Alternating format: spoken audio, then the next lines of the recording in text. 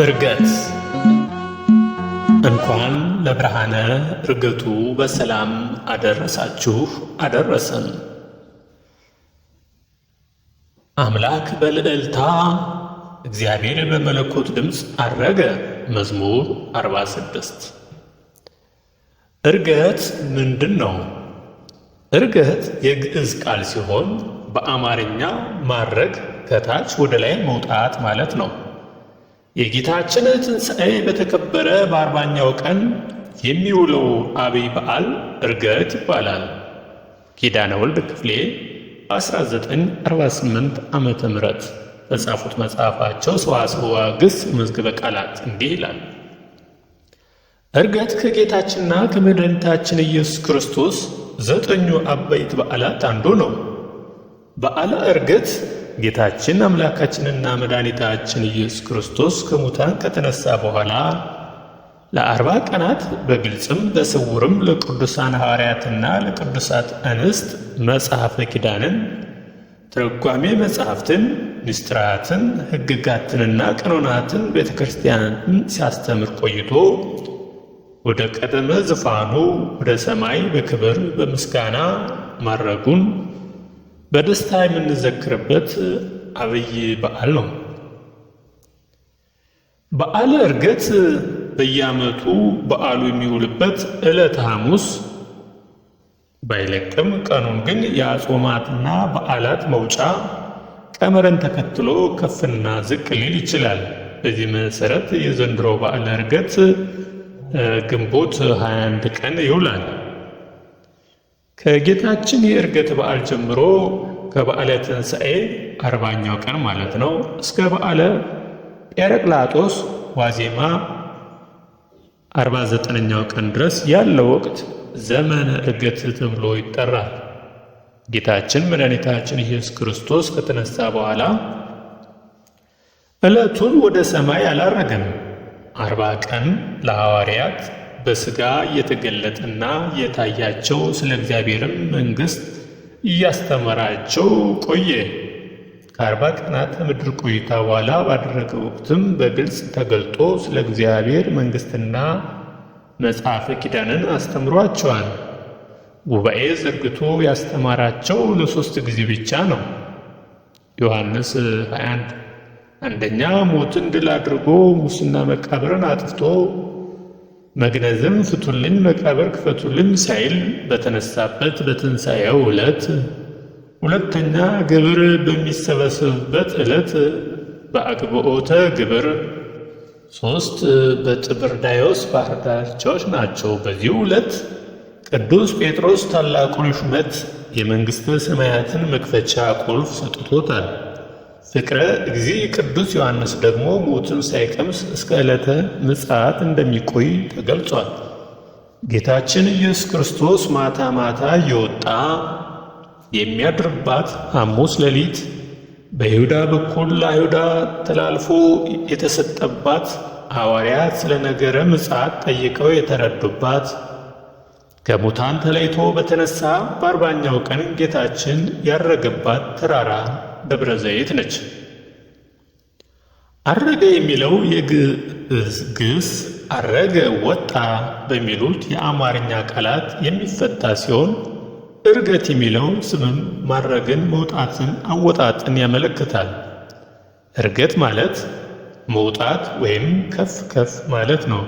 ይኸውም ከአንድ ቦታ ወደ አንድ ቦታ መሄድን ያመለክታል። መጽሐፍ ቅዱስ የእግዚአብሔር ነቢይ የሆነው ኤልያስ ሳይሞት በሕይወት እያለ በእሳት ሰረገላ ላይ ተቀምጦ ወደ ሰማይ ማረጉን ይነግረናል። ጌታችን መድኃኒታችን ኢየሱስ ክርስቶስ ሞትን ድል አድርጎ ከተነሳ በኋላ በ40ኛው ቀን ወደ ሰማይ ማረጉን የአዲስ ኪዳን ጸሐፊዎች ምስክርነታቸውን ሰጥተዋል። ዕርገተ ክርስቶስ ስለ ጌታችን ኢየሱስ ክርስቶስ ዕርገት ቅዱስ ዳዊት አምላክ በእልልታ እግዚአብሔር በመለኮት ድምፅ አረገ፣ ዘምሩ ለአምላካችን ዘምሩ በማለት በትንቢት መነጽርነት ተመልክቶ በመንፈስ ዘምሯል። ይህም ትንቢት ይፈጸም ዘንድ ከሙታን ተለይቶ በተነሳ በ40ኛው ቀን ደቀ መዛሙርቱን ወደ ቢታንያ ይዟቸው ሄዷል። ሉቃስ 24። ወደ ሰማይም ከማረጉ በፊት ለደቀ መዛሙርቱ በተለያየ ቦታ ተገልጾ ታይቷቸዋል። ትምህርትም አስተምሯቸዋል።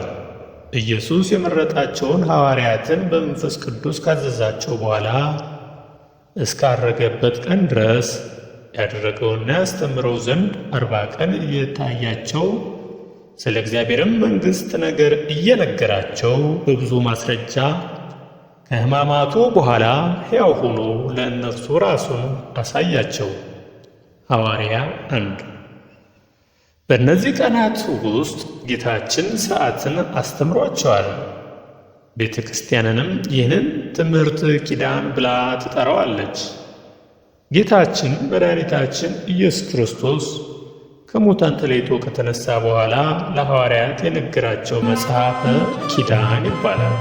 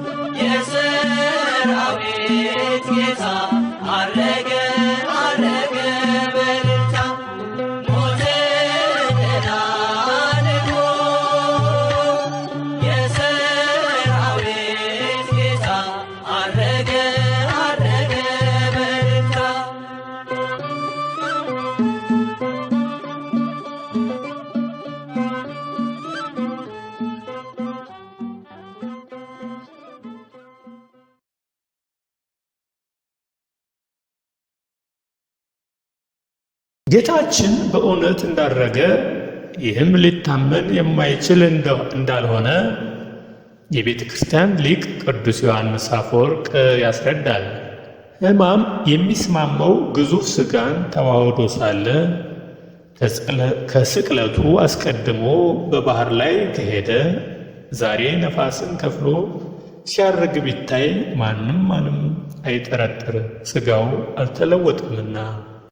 የሐዋርያት ሥራ 1:9 አምላካችን ኢየሱስ ክርስቶስ ወደ ሰማይ የወጣው በርቀት በመራቅ እንጂ ረቂቅ በመሆን አይደለም። ይህም ማለት አስቀድሞ የተዋሃደውን ሥጋ አርቅቆ ግዙፍነቱን አጥፍቶ ሳይሆን ከመለኮቱ ጋር በተዋህዶ አንድ የሆነው ግዙፍ ሥጋ ግዝፈቱን ሳይለቅ ከዓይን በመራቅ ከፍ በማለት ወደ ሰማይ መውጣት ነው። በትምህርቱ የተጽናኑ፣ በተአምራቱ የተማረኩ፣ ትዳራቸውን፣ ወላጆቻቸውን፣ ሀብታቸውን፣ ሥልጣናቸውን የተወለት ሐዋርያት ለ3 ዓመት ከ3 ወር አብረዋቸው የቆዩ ኢየሱስ ክርስቶስ በሥጋ ሲለያቸው በናፍቆት ተይዘው ወደ ሰማይ ሲወጣ ትኩር ብለው ተመለከቱት። ያሳያቸውን ፍቅር፣ ሩሩነት ወመሃሩ በማለት ሁሩ ወመሃሩ በማለት ያዘዛቸውን አገልግሎት እንዴት እንደሚወጡት እያሰቡ ትኩር ብለው ተመለከቱት። ከዕለት ዓርብ ስቅለት በፊት በመጨረሻዎቹ ጊዜያት ለደቀ መዛሙርቱ ካስተላለፈው መልእክት ውስጥ አንዱ ዕርገቱንና ዳግም ምጽአቱን የሚያመለክት ነበር። ስፍራ አዘጋጅላችሁ ዘንድ እሄዳለሁ፣ እኔ ባለሁበት እናንተ ደግሞ እንድትሆኑ፣ ሁለተኛ እመጣለሁ፣ ወደ እኔም እወስዳችኋለሁ ዮሐንስ 14:3 ብሏቸዋል። እርሱ በአካል ስለሚለያቸው የሐዘን ስሜት እንዳይሰማቸው የሚያጽናና መንፈስ እንደሚልክላቸው ከሞቱ አስቀድሞ አብ በስሜ የሚልከው ግን በመንፈስ ቅዱስ የሆነው አጽናኝ እርሱ ሁሉን ያስተምራችኋል፣ እኔም የነገርኳችሁን ሁሉ ያሳስባችኋል ብሎ ነግሯቸዋል። ዮሐንስ 14:26 እነዚህ የጌታችን ንግግሮች ለደቀ መዛሙርቱ የሰንበት ንግግሮች ብቻ ሳይሆኑ የማረጋጊያና ተስፋ ጭምር የሚሰጡ ነበሩ። ለጊዜው ተለይቷቸው ቢሄድም እንደማይተዋቸው ያሳየበት የፍቅሩ መግለጫዎች ነበሩ። እስከ መጨረሻው እንደማይተዋቸው እስከ ዓለም ፍጻሜ ድረስ ከእናንተ ጋር ነኝ በማለት ለእነርሱ ብቻ ሳይሆን ከእነርሱ ቀጥሎ ለሚነሱ የቃሉ አገልጋዮች ቃል ገብቶላቸዋል። ማቴዎስ 28:19 ደቀ መዛሙርቱን ወደ ደብረ ዘይት ይዟቸው ወጣ። ጌታችን መድኃኒታችን ኢየሱስ ክርስቶስ ቀን ወንጌልን ሰብኮ ሌሊት ያድር የነበረው በደብረ ዘይት ነበር። ይህ ስፍራ ስለ ዳግም ምጽአቱ ለደቀ መዛሙርቱ ትምህርት የሰጠበት ቦታ ነው። ደቀ መዛሙርቱ በዚህ ስፍራ ሊያርግ ሲል በዚህ ወራት ለእስራኤል መንግሥትን ትመልሳላችሁን? ሐዋርያት 1:6 ሲሉ ጠይቀዋል። ይህም ገና ከምድራዊትና ከሥጋዊ አስተሳሰብ ገና ያልወጡ መሆናቸውን ያሳየናል። ጌታችን መድኃኒታችን ከምድራዊ አስተሳሰብ ከሥጋ መንፈስ እንዲላቀቁ እነሆ አባቴ የሰጠውን ተስፋ እኔ እልክላችኋለሁ፣ እናንተ ግን ኃይልን ከላይ እስክትለብሱ ድረስ በኢየሩሳሌም ከተማ ቆዩ። ከእኔ የሰማችሁትን አብ የሰጠውን የተስፋ ቃል ጠብቁ። ዮሐንስ በውኃ አጥምቆ ነበርና እናንተ ግን ከጥቂት ቀን በኋላ በመንፈስ ቅዱስ ታጠምቃላችሁ ብሎ ተስፋ ሰጥቷቸው ነበር። ወደ ሰማይ አረግህ፣ ምርኮን ማረክህ መዝሙር 67 የሚለው የትንቢት ቃል እነሆ ጌታችን ወደ ሰማይ ባረገ ጊዜ ተፈጸመ። የሰው ልጅ ሁሉ ሕገ እግዚአብሔርን በመተላለፉ በሰይጣን አገዛዝ ስር ወድቆ በምርኮኝነት ተይዞ ነበር። አሁን ግን የሰይጣን ወጥመድ ተሰበረ። የሰው ልጅ ከምርኮኝነት ተላቆ ነፃ ወጣ። ጌታችንም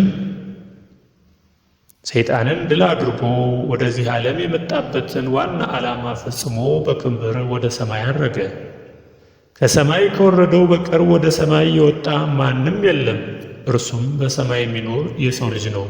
ዮሐንስ 3:13 የሚለው ቃል ተፈጸመ። እኛ አገራችን በሰማይ ነውና ከዚያም ደግሞ የሚመጣ መድኃኒትን እርሱም ጌታ ኢየሱስ ክርስቶስን እንጠብቃለን። ፊልጶስ 3:20 ሲል ሐዋርያው ተናገረ። ከምድራዊ ሕይወት ይልቅ ሰማያዊ ሕይወትን እንዲመለከት አደረገ። ነቢይ በየማን በቀኝ መቀመጥ በመጽሐፍ ቅዱስ አግባብ መሠረት ሪርናን ወይም ሥልጣን አንድ መሆንን ያመለክታል። በመለኮቱ የእግዚአብሔር አብ ልጅ በትስብእቱ ሥጋን በመዋሃዱ የማርያም ልጅ ኢየሱስ ክርስቶስ ካረቀ በኋላ በአብ ቀኝ ተቀመጠ። ማርቆስ 16። ይህ ስለ መለኮቱ የተነገረ አይደለም። በመለኮቱ ከአብ ሥልጣን ዝቅ ያለበት የዓይን ጥቅሻ ያህል ጊዜም የለምና፣ ነገር ግን ከተዋህዶ በፊት ደካማ በደለኛና ውርደት ይስማማው የነበረው የእኛ ሥጋ ከተዋህዶ በኋላ ጸጋን የሚያድል እውነተኛ ፍርድን የሚያደርግ ከአብ ከመንፈስ ቅዱስ ጋር እኩል ሥልጣን ያለው እውነተኛ አምላክ እንደሆነ ለመግለጽ ነው። ሐዋርያት ጌታችን በአካለ ሥጋ አብሯቸው እያለ ያዘዛቸውን ትእዛዝ ለመፈጸም እስከ ሕይወት ፍጻሜ ድረስ በመታመን አደራቸውን እንደተገበሩ ሁሉ በሐዲስ ኪዳን ያለን ምእመናንም ጌታችን በበረከት በመወለድ የደቀ መዛሙርቱን እግር በማጠብ የሰጠንን የትሕትና አደራ ወደ ግብፅ በመሰደድ በመሰቀል በመቸንከር ያሳየንን መከራ የመቀበል አደራ አልዓዛርን ከሙታን በማስነሳት ራሱን በገዛ ሥልጣኑ ከሙታን በመነሳት የነገረንን ዘጉባኤ ተስፋ በማድረግ አደራ በሐሳባችን እያደረግን ልባችን ከፍ ከፍ እያደረግን ክርስቲያናዊ ምግባራትን ከሃይማኖት ጋር አስተባብረን በመያዝ ልንጠብቀው ይገባል። ዛሬ ስለ ሁለት ነገር ቤተ ክርስቲያናችን የዕርገትን በዓል ታከብራለች። የመጀመሪያው በስውር የተፈጸመውን ዕርገት በግልጥ ለማሳየት ነው። ይኸውም በማኅፀነ ማርያም የተፈጸመውን ምስጢር ከእናቱ በስተቀር ሌላ ማን ሊያውቅ ይችላል? ይህ ከሁሉም ፍጡራን የራቀ የረቀቀ ምስጢር ነበር። እንዲያውም ቅዱስ አትናቴዎስ ወአልቦ ዘአምር ምጽአተ ለቃለ እምአለ ህልዎ ይቆሙ በአርያም በሰማያዊ ቤተ መቅደስ በሰማይ በቤተ መቅደሱ ከሚያገለግሉ ባለሟሎቹ የጌታን ወደ ዓለም መምጣት ያወቀ ማንም አልነበረም ብሎ ገልጧል። ነገር ግን ዛሬ ወደ ሰማይ ያረገውን ጌታ አረገ እግዚአብሔር በይባቤ ወእግዚእነ በቃል ቀረን እግዚአብሔር በእልልታና በመለኮት ድምፅ አረገ መዝሙር 46:5 ተብሎ በይባቤን መላእክት ማረጉ እንደተነገረለት ሁሉ በማኅፀነ ማርያም ባደረም ጊዜ ሰው ስለሆነው አምላክ ምስጋና ከሰማያውያን ከመሬታውያን ቀርቦለታል። ሁለተኛው ደግሞ ዳግም ተዋርዶ በሌለበት ዘለዓለም ክብር የሚኖርበት ጊዜ እንደደረሰ ለማስረዳት ነው። በዚህ ዓለም ሳለ ጲላጦስ ፈረደበት፣ ሊቃነ ካህናት ዘበቱበት፣ የአይሁድ ጭፍሮች ምራቃቸውን ተፉበት። በጠቅላላው እስከ መስቀለ ሞት ድረስ የታዘዘ ሆነ። ከእንግዲህ ግን እንዲህ አይደለም። ቤተ ክርስቲያናችን ገብአ ሀበ ስብሐቲሁ ወክብሩ ወደ ቀደመ አኗኗሩ ተመለሰ ትለዋለች። መሞት፣ መታመም፣ መራብ፣ መጠማት፣ መድከም እነዚህ ሁሉ ነገሮች የሉበትም ማለቷ ነው። እኛ በዚህ ምድር ሳለን ያለንበት ዓለመ ሥጋ ስለሆነ ነፍሳችን ሥጋን መስላ ትኖራለች። በወዲያው ግን ዓለመ ነፍስ ስለሆነ ሥጋችን ነፍሳችንን መስላ እንድትኖር የጌታችንም በዚህ ዓለም ሳለ መለኮቱ ሥጋውን መስሎ የባሪያውን መልክ ይዞ አየነው።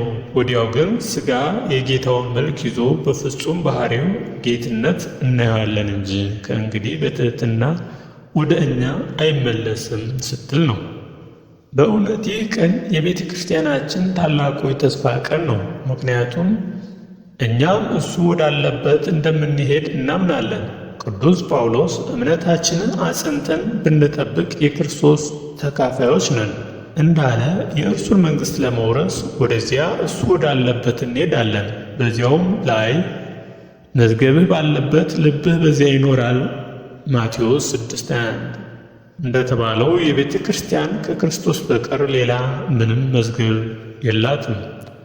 አባ ጊዮርጊስ ስለዚህ የተናገረው በእውነት ድንቅ ነው። ሌባ የማያገኘው መዝገባችን ብሎ ክርስቶስ የቤተ ክርስቲያን መዝገብ እንደሆነ ይናገራል። እናም ዛሬ ቤተ ክርስቲያን ልቧን መዝገቧ ክርስቶስ ባለበት ታኖር ዘንድ ለሰማይ ሁሉ ልበክሙ ልባችሁ በሰማይ ይሁን የሚለውን ቃል እየነገራቸው እጃችንም አነስቶ እየባረካቸው ወደ ሰማይ ሲወጣ ተመለከት ነው። አባቶቻችንም ሐዋርያት እውነት ነው ልባችን በአንተ ዘንድ በሰማይ ይሁን እያሉ አሻቅበው በትኩረት ተመለከቱት። ጌታ ያደረገው በክብር በእልልታ በምስጋና ነው። አምላክ በእልልታ በእግዚአብሔር በመለኮት ድምፅ አረገ። ለአምላካችን ዘምሩ ዘምሩ፣ ለንጉሣችንም ዘምሩ። መዝሙር 47 እግዚአብሔርም የመምሰል ምስጢር ያለ ጥርጥር ታላቅ ነው። በሥጋ የተገለጠ በመንፈስ የጸደቀ ለመላእክት የታየ በአሕዛብ የተሰበከ በዓለም የታመነ በክብር ያረገ። አንደኛ ጢሞቴዎስ ክርስቶስንም ከሙታን ሲያስነሳው ከአለቅነትና ከሥልጣንም ከኃያልም ከጌትነትም ሁሉ በላይና በዚህ ዓለም ብቻ ሳይሆን ነገር ግን ሊመጣ ባለው ዓለም ደግሞ ከሚጠራው ስም ሁሉ በላይ ሰማያዊ ስፍራ በቀኙ ሲያስቀምጠው በክርስቶስ ባደረገው ሥራ የብርታቱ ጉልበቱ ይታያል። 1984 ዓመተ ምህረት በፊት ጌታችን መድኃኒታችን ኢየሱስ ክርስቶስ ወደ ሰማይ ሲያርግ ሐዋርያትን መጽናናት አቅቷቸው ነበር። ከእነሱም የሚለይ አልመሰላቸውም ነበር። መላእክታን መጥተው እስኪያጽናኗቸው ድረስ መላእክታንም እናንተ የገሊላ ሰዎች ምን ታያላችሁ? ወደዚህ ቁማችሁ ብለው እስከተናገሯቸው ድረስ በዕለተ ዕርገት የሚነበቡ መጻሕፍቶች የቅዳሴ ምንባብ የሚከተሉት ናቸው። አንደኛ መላእክታት ዕብራውያን 1 እስከ ፍጻሜው፣ አንደኛ ጴጥሮስ ከ3 እስከ 18 እስከ ፍጻሜው፣ ግብረ ሐዋርያት ወይም የሐዋርያት ሥራ 1፣ ምስባክ መዝሙር፣ አረገ እግዚአብሔር በይባቤ ወእግዝእትነ በቃለ ቃረን የሚለው አምላክ በእልልታ እግዚአብሔር በመለኮት ድምፅ አረገ ዘምሩ ለአምላካችን ዘምሩ የሚለው ወንጌል ማርቆስ፣ ቅዳሴ ዲዮስቆሮስ የመሳሰሉት በዚህ ጊዜ የሚነበቡ ናቸው። እንግዲህ ፈጣሪ አምላክ ከሁላችን ጋር ይሁን። እንደ ዕርገቱ ሁሉ ሰላም መንፈስ ቅዱስ ጰራቅሊጦስ ቀን በሰላም ያድርሰን። በኢትዮጵያ መንፈስ ቅዱስ የሞላባት ያድርግ። እግዚአብሔር አምላክ የተመሰገነ ይሁን።